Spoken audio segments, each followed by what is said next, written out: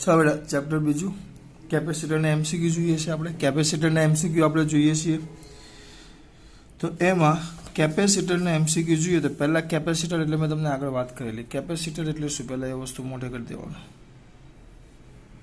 MCQ જોઈએ છે આપણે કેપેસિટરના. તો પહેલાં કેપેસિટર એટલે બોલો, કેપેસિટર એટલે એવું ઉપકરણ કે જે વિદ્યુત ભારનો કે જે કોનો બેટા વિદ્યુત ભારનો શું કરે, સંગ્રહ.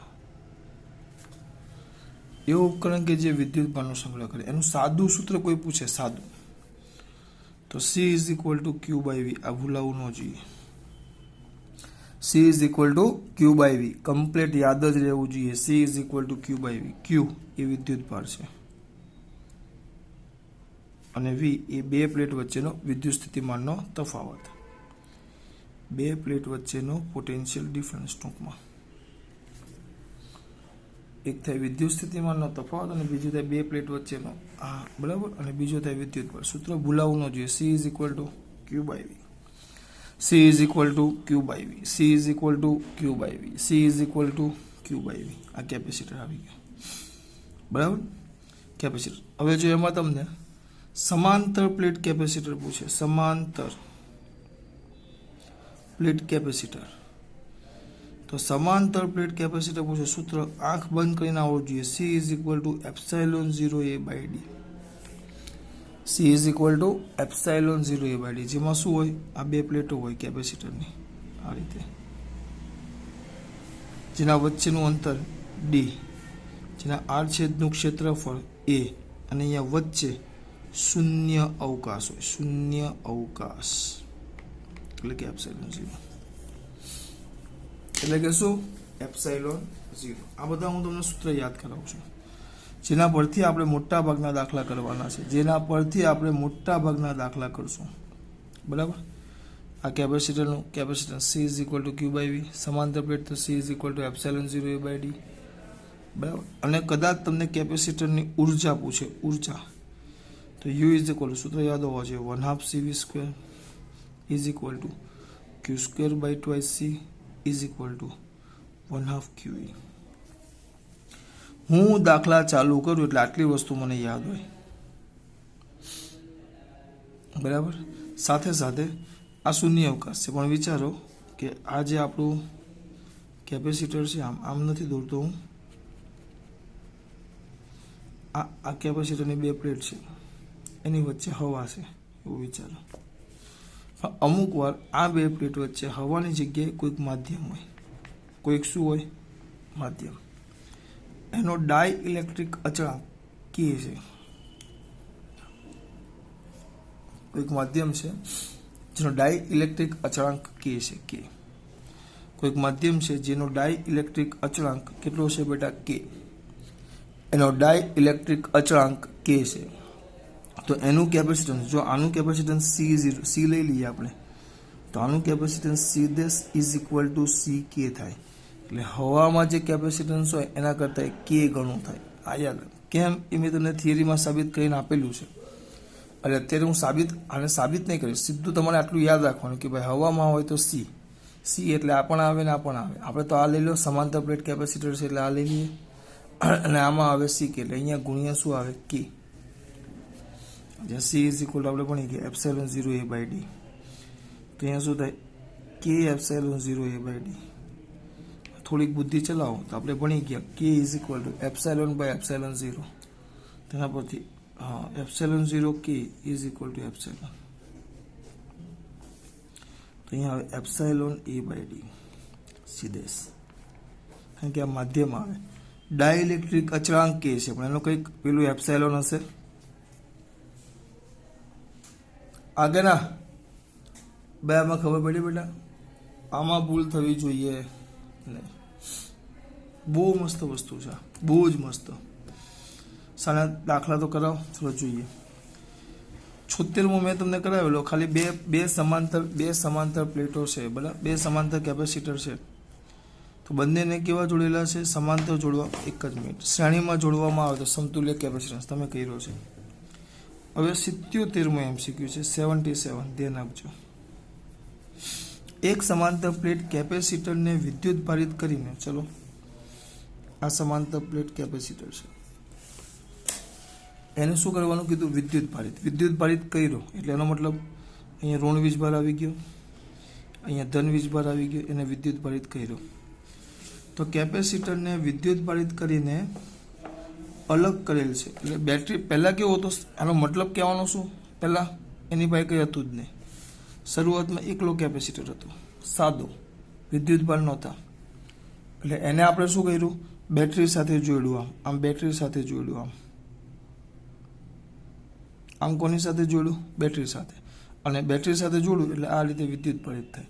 પછી બેટરીથી અલગ કરી નાખો એટલે ખાલી આ બે પ્લેટ વધે, એવું કીધું છે. બરાબર. હવે વિદ્યુત ભારિત કરીને અલગ કરેલ છે. હવે તેમાં ડાઇલેક્ટ્રિક સ્લેબ. ચલો, પહેલાં શરૂઆતમાં ખાલી કેપેસિટર હતો. ઘટના વ્યવસ્થિત જોવી તો જો 77માં આમ જોઈએ. પહેલાં ખાલી બે પ્લેટો હતી એટલે આના પરનો વિદ્યુત ભાર Q બરાબર 0, કોઈ વિદ્યુત ભાર હતો નહીં. પછી એ લોકો એવું કર્યું, આ જે કેપેસિટર છે એની બેટરી સાથે જોડે છે. કેપેસિટરને કોની સાથે જોડે છે? બેટરી. આ પ્લસ અને આ માઇનસ. તો જેવું બેટરી સાથે જોડે તો સ્વાભાવિક છે આના પર પ્લસ વીજભાર આવે અને આના પર માઇનસ વીજભાર આવે. આના પર બધો પ્લસ અને આના પર બધો કયો વીજભાર આવે? માઇનસ. આ બધો પ્લસ અને આના પર બધો કેવો આવે? માઇનસ. આમાં કઈ શંકાને સ્થાન ના, સર બરાબર છે. આ બધો પ્લસ ને આ બધો માઇનસ આવે. આ પ્લસ અને માઇનસ આવી ગયો. આ પ્લસ તો આ કેવો આવી ગયો? માઇનસ. હવે એને આનાથી અલગ કરી નાખે. અલગ કરી નાખે એટલે આમ થાય, આ પ્લસ અને આ માઇનસ આમ થયો. એટલે આના પર કંઈક પ્લસ ક્યુ વીજભાર છે અને આના પર કંઈક માઇનસ ક્યુ વીજભાર છે. એટલે આ વીજભારિત થયો. પણ અત્યારે અહીંયા પણ હવા હતી, અહીંયા પણ હવા હતી, અહીંયા પણ હવા હતી. બરાબર. પણ હવે શું? તેને અલગ કરી ડાઇલેક્ટ્રિક સ્લેબ દાખલ કરવામાં આવે. હવે આને અલગ કર્યું. હવે આની અંદર આપણે ડાઇલેક્ટ્રિક સ્લેબ દાખલ કરીએ છીએ. Dielectric slab. તો અહીંયા બંને વચ્ચેનું અંતર D, ક્ષેત્રફળ A, બરાબર, વિદ્યુત ભાર Q. તો આ સાદો હતો, હવા હતી. હવે આની અંદર ડાઇલેક્ટ્રિક સ્લેબ દાખલ કરી એટલે મેં માધ્યમ બદલી નાખ્યું. હવાના જગ્યાએ K ડાઇલેક્ટ્રિક અચળાંકવાળો સ્લેબ આવી ગયો. બરાબર. તો નીચેનામાંથી કઈ રાશિ અચળ રહે છે એમ પૂછ્યું તમને. રાશિ આપેલી છે Q વિદ્યુત ભાર, વિદ્યુત સ્થિતિમાન, કેપેસિટર્સ ને ઉર્જા એમ કીધું છે. નીચેનામાંથી કઈ રાશિ અચળ રહેશે? એ લોકોએ ડાયરેક્ટ જવાબ આપી દીધો. ચલો અહીંયા તેના તો શું થઈ ગયું? પહેલાં એકલી હવા હોય, એકલી હવા છે એવું વિચારો, ખાલી બે પ્લેટ. હવે જો આ K ડાઇલેક્ટ્રિક અચળાંક મૂકો તમે, તો આનું જો કેપેસિટરનું સૂત્ર લઈએ તો C = ε/A/d આવે. બરાબર. C = ε0A/d. હા કે ના? પછી C = Q/V. C = Q/V. તો V તો Q/C થાય. આની વાત કરું છું, આની. C = Q/V, V તો Q/C થાય. બરાબર. પછી સ્થિતિ ઉર્જા તમને સાથે સાથે કીધી છે. સ્થિતિ ઉર્જા તો ઉર્જાનું સૂત્ર આવે U = 1/2 CV². U = 1/2 CV². અથવા આનો ગમે તેનું બીજું પણ સૂત્ર છે Q²/2C. આ 3 હવા માટે. જો અહીં તેને ટૂંકમાં હવા હોય, આ હવા તો હવા માટે C = ε0A/d.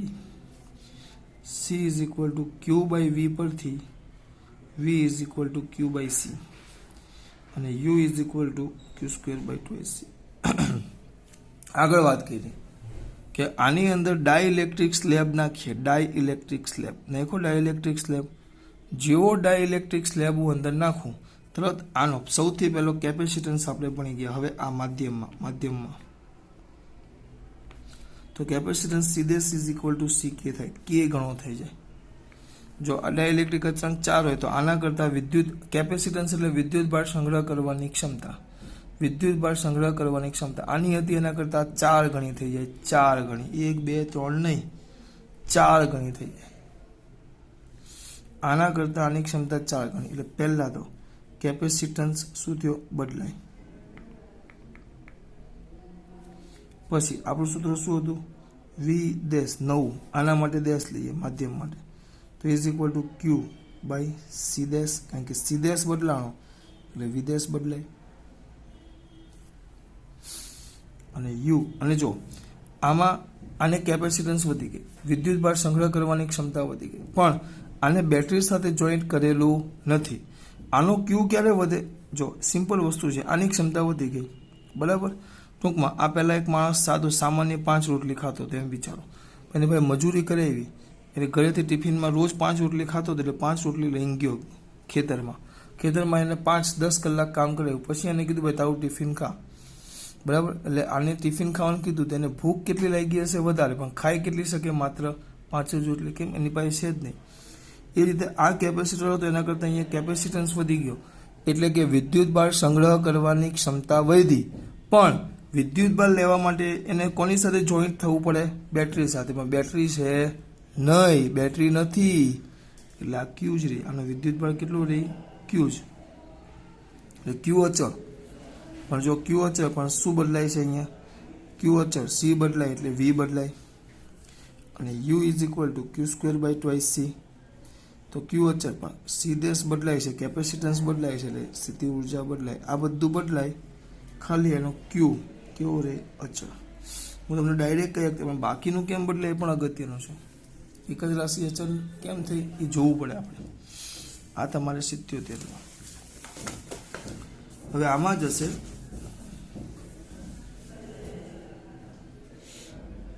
હવે એવો જ દાખલો 78માં. મજા આવશે. કયો બેટા? 78માં. ચલો આગળ 78માં વસ્તુ શું કીધું? જો કે એક સમાંતર પ્લેટ કેપેસિટરને બેટરી વડે વિદ્યુત ભારિત કરીને બેટરીથી અલગ કરેલું છે. એટલે આપણે એક કામ કરીએ, શરૂઆતમાં બેટરી છે, કેપેસિટર છે, અને બેટરી વડે જોડ્યું એટલે વિદ્યુત ભારિત થયું, એટલે આ પ્લસ થઈ ગયો એક પ્લેટ, તો બીજી કેવી થઈ ગઈ? માઇનસ. આટલામાં ખબર પડી જાય. આના પરનો વિદ્યુત ભાર કેટલો લઈ લઈએ આપણે? ક્યુ. માઇનસ ક્યુ અને પ્લસ ક્યુ. હવે બેટરીથી કેવું કરી નાખ્યું છે? અલગ. એની સાથે કોઈ બેટરી જોડેલી નથી. ધારો કે અત્યારે આ બંને વચ્ચેનું અંતર ડી છે અને આ પ્લેટના આડછેદનું ક્ષેત્રફળ એ છે, બરાબર.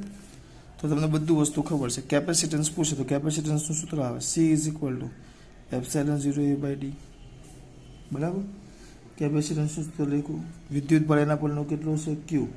વિદ્યુત સ્થિતિમાન તમને કીધું છે, વિદ્યુત સ્થિતિમાન, તો સૂત્ર શું આવે? V is equal to Q by C. હમણાં આગળ ચલાવીએ, બરાબર. વિદ્યુત સ્થિતિમાન V is equal to Q by C. Capacitance, વિદ્યુત સ્થિતિમાન ને વિદ્યુત ભારમાં શું ફરક પડે તમને કીધું છે. હવે શું કર્યું ખબર? બીજા કિસ્સામાં આ જે પ્લેટ છે ને એકબીજાથી અનુક્રમે પ્લેટ વચ્ચેનું અંતર વધારવામાં આવે.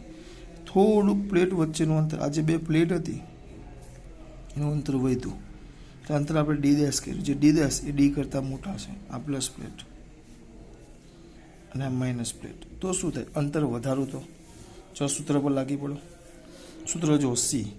પહેલાં પ્લેટનું અંતર વધાર્યું છે, આને બેટરી સાથે જોઈન્ટ કર્યું નથી. મેન વસ્તુ આ છે, યાદ રાખજો. ગમે તે કરો પણ આપણો કેપેસિટર બેટરી સાથે જોઈન્ટ, અહીંયા કોઈ બેટરી નથી. જો બેટરી સાથે જોઈન્ટ તો જ, કારણ કે અંતર વધારો, અંતર ઘટાડો, અંદર ડાઇલેક્ટ્રિક સ્લેબ મૂકો તો કેપેસિટન્સ ક્યાં વધે ઘટે, કંઈ પણ થાય તેના અનુસાર વિદ્યુત ભાર વધે ઘટે. પણ એના માટે પહેલાં એની સાથે શું જોઈન્ટ હોવી જોઈએ? બેટરી. પણ અહીંયા બેટરી છે જ નહીં. બેટરી ન હોય એટલે ગભરાયા વગર લખી જ નાખવાનું ક્યુ કેવો? અચળ. કારણ કે ક્યુ બેટરી હોય તો જ ક્યાં વધે ક્યાં ઘટે, પણ અહીંયા બેટરી જોડાણ છે જ નહીં, બેટરીથી દૂર કરેલું છે એટલે ક્યુ અચળ થઈ ગયું. કેપેસિટન્સ પર ધ્યાન આપો. ચલો ક્યુ અચળ, કેપેસિટન્સ નવું લઈ લેવું. C dash is equal to epsilon 0 A by D dash. Epsilon 0 A by D dash. પણ આ તો ઘટ્યું, આ વધ્યું, છેદ વધે તો સી ડેશ શું થાય? છેદ વધ્યો તો સી ડેશ ઘટે, છેદ વધ્યો તો સી ડેશ ઘટે.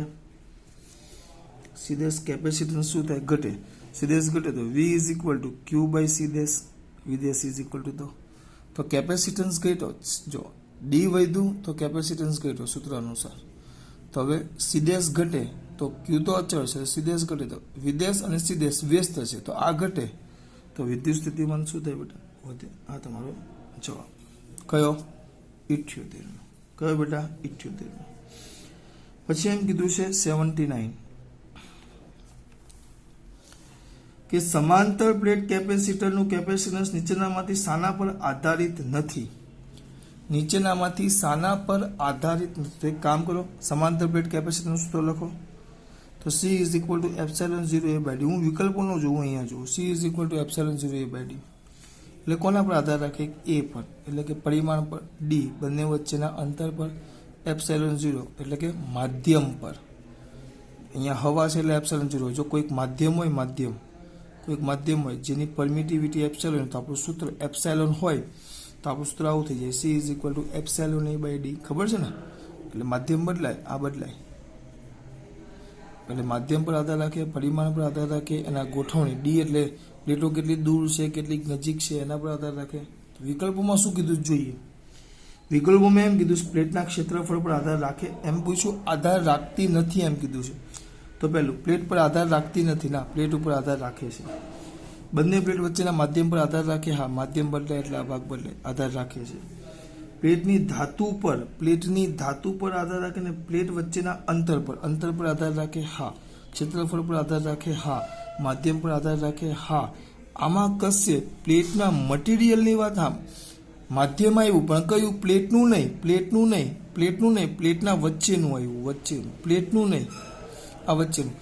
આ પ્લેટ શેની બનેલી છે એનું નહીં, એટલે પ્લેટની ધાતુ પર આધાર રાખતી, આધાર ન રાખે.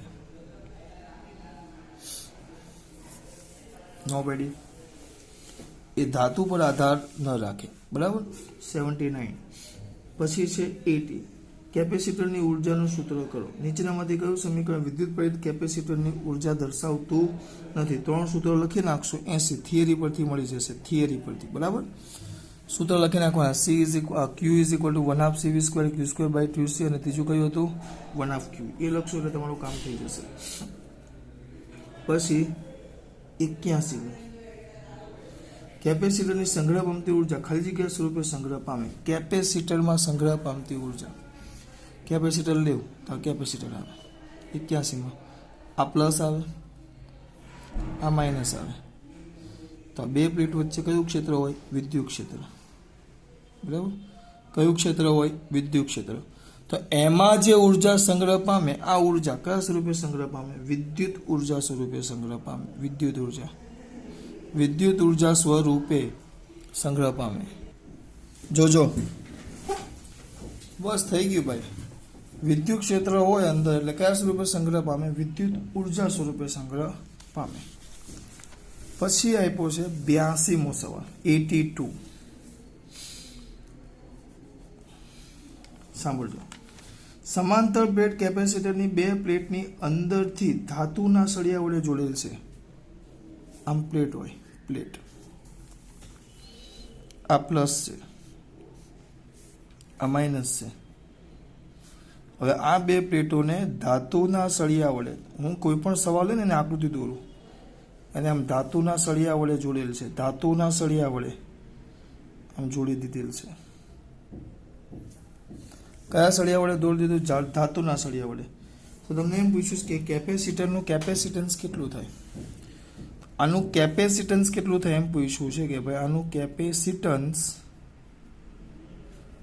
કેટલું? હવે અહીંયા જુઓ, આમ કેવું હોય? જોજો ખાસ, તમે સામાન્ય સ્થિતિ લઈ લો. સામાન્ય સ્થિતિ તો આ પ્લસ હોય અને આ માઇનસ હોય. આ પ્લસ હોય અને આ માઇનસ હોય. બરાબર. તો આપણે એક વસ્તુ ખાસ કહીએ. બરાબર. એક વસ્તુ ખાસ કરીએ. એક વસ્તુ ખાસ એટલે અહીંયા વચ્ચે હવા હોય, હવા. અને અહીંયા હવે હું ધાતુ જ મૂકી દઉં છું. ધાતુ તો કોઈ વિચારું નાખો, આ ધાતુથી આમ જોઈન્ટ કરી નાખો આપણે આ ધાતુ. હવે હવાની આપણે એપ્સિલોન 0 લખીએ. એપ્સિલોન 0 એટલે શું? એપ્સિલોન 0 એટલે સર એપ્સાઇલોન 0 એટલે શૂન્ય. અહીંયા વિદ્યુત ક્ષેત્ર, આમાંથી વિદ્યુત ક્ષેત્ર પસાર થવા દેવાની ક્ષમતા, હવામાંથી આ વિદ્યુત ક્ષેત્ર પસાર થવાની ક્ષમતા, બરાબર. તો આ એપ્સાઇલોન 0 અને આ વચ્ચે મેં ધાતુ મૂકી છે, ધાતુ. તો આ પ્લસ હોય તો આ માઇનસ થાય. તો આમાંથી વિદ્યુત ક્ષેત્ર કેવું પસાર થાય? ધાતુમાંથી. તો આની ક્ષમતા વધારે, એપ્સાઇલોન, આને કહેવાય એપ્સાઇલોન, ધાતુની પરમિટિવિટી. તો આની પરમિટિવિટી, શૂન્ય અવકાશની પરમિટિવિટી એપ્સાઇલોન 0, બરાબર. આની પરમિટિવિટી હવાની. તો જે એપ્સાઇલોન છે ધાતુની પરમિટિવિટી એ હવા કરતાં બહુ જ વધારે હોય, વધારે ન હોય, બહુ જ વધારે હોય. તો આનો ધાતુનો ડાઇલેક્ટ્રિક અચળાંક લખો K is equal to epsilon by epsilon 0. તો અંશ કરતા છેદ બહુ જ નાનો છે. તો ટૂંકમાં આને તમે લગભગ કેવું લઈ શકો? અનંત. કેમ? કારણ કે હવામાં જે વિદ્યુત ક્ષેત્ર પસાર થાય એના કરતાં ધાતુમાંથી સરળતાથી નહીં, બહુ જ સરળતાથી, એટલે કે ધાતુમાંથી વિદ્યુત ક્ષેત્ર પસાર થવાની ક્ષમતા એટલે પરમિટિવિટી એપ્સાઇલોન એ શૂન્ય અવકાશની પરમિટિવિટી એપ્સાઇલોન 0 કરતાં વધારે નહીં, બહુ જ વધારે છે. એટલી બધી વધારે છે એટલે એપ્સાઇલોન બાય એપ્સાઇલોન 0 તો કે કેવો થઈ જાય? અનંત. તો તમે આનો સી લઈ લો, આનો કેપેસિટન્સ સી, આનો કેપેસિટન્સ સી ડેશ. તો C dash is equal two શું આવે? સી કે. C dash is equal to C આવે, સી કે. પણ કે તો કેવો છે? અનંત. તો કેપેસિટન્સ પણ કેવો થઈ જાય? અનંત. કેવો થઈ જાય? અનંત. આ થયો તમારો 82મો MCQ. પછી 83મો મેં કરી દીધો છે આગળના વિડીયોમાં, 83મો થઈ ગયો છે, બરાબર. 84મો, ચલો જોઈએ. 84મો હતો ને, 83 તો મેં તમને કીધું ને, આપણે આગળ જોઈ ગયા છીએ, બરાબર, આગળના વિડીયો. 84મો તેમાં એમ કીધું છે સમાંતર પ્લેટ કેપેસિટરનું કેપેસિટન્સ 5 છે. આ સમાંતર પ્લેટ કેપેસિટર છે, આમ સાદું, બરાબર. એનું કેપેસિટન્સ, બંને વચ્ચેનું અંતર d છે. એનું કેપેસિટન્સ c બરાબર કીધું છે 5 શું છે? માઇક્રોફેરાડે. બે પ્લેટ વચ્ચેના અત્યારે હવા છે, હવા, બરાબર. હવે એની વચ્ચે શું મૂકવાનું કીધું છે? કાચનો સ્લેબ. ટૂંકમાં માધ્યમ આવી ગયું. આ પ્લસ, આ માઇનસ, વચ્ચે માધ્યમ આવી ગયું. એટલે હવાની જગ્યાએ ડાઇલેક્ટ્રિક અચળાંક આવી ગયો કે.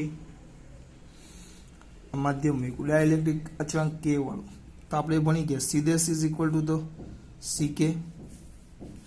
C dash is equal to તો સી કે. ડાઇલેક્ટ્રિક અચળાંક મૂકેલે આનો ઉપયોગ થાય. C dash is equal to C કે. હવે એમ કીધું છે આનો જો બેટરી સાથે જોડી નથી કર્યું એટલે આનો વિદ્યુત બળ ક્યુ હોય તો આનો વિદ્યુત બળ ક્યુ થાય. તો આનું સૂત્ર C is equal to Q by V થાય. આને પકડો તો C dash is equal to Q by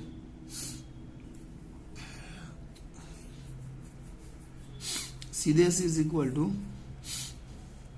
Q by શું થશે બેટા? વિદેશ, બરાબર, વિદેશ. અને એવું કીધું છે કે ડાઇલેક્ટ્રિક સ્લેબ મૂકે ને, ડાઇલેક્ટ્રિક સ્લેબ, તો આનું જે વિદ્યુત સ્થિતિમાન વી હતો, આના બંને વચ્ચેનો તફાવત વી હતો, એ વી. અને આ બે પ્લેટ વચ્ચેનો નવો વિદ્યુત સ્થિતિમાન વિદેશ છે. તો જે નવો વિદ્યુત સ્થિતિમાન વિદેશ છે ને, વિદેશ, એ જૂના કરતા 8મા ભાગનો છે, એટલે v/8 છે.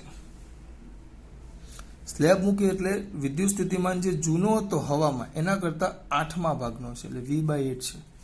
તો ચલો આપણું સૂત્ર હમણાં જ દઉં. C dash is equal to C K. તો સી ડેશ એટલે ક્યુ બાય વી ડેશ, આ by Q by V into K. Q ગયા તો આ વી તો v/8 છે, તો v/8 એટલે 8 ઉપર આવે, વિદેશ તો ઇન્ટુ 1/v ઇન્ટુ કે ઉડી ગયા, તો કે બરાબર કેટલા આવી ગયા? 8. તમારે આ સમજવાનું છે. આ બધું તો અંદર તમને ચોપડીમાં પણ આપેલું છે બેઠું. આ થઈ ગયો તમારો 85મો સવાલ. ચલો પછી જોશું, બીજો વિડીયો બનાવશું આપણે. ખાસ વાત. જય શ્રી કૃષ્ણ.